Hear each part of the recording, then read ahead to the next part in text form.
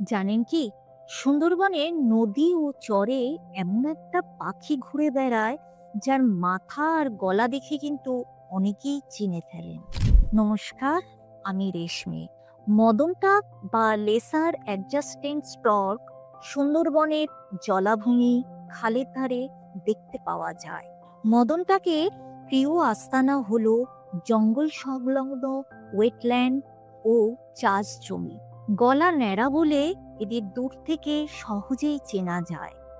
অন্য পাখির আক্রমণ রুখতে এরা আর্চিং ডিসপ্লে করে গলা বাড়িয়ে জোরে ডাক দেয়। সুন্দরবনে এই আশ্চর্য পাখিটি নিজের চোখে দেখতে হলে সঙ্গে রাখুন এলিগেন্ট ট্যুরসকে। বিস্তারিত জানতে ভিজিট করুন আমাদের সাইটে অথবা কল করুন স্ক্রিনে দেওয়া নাম্বারে।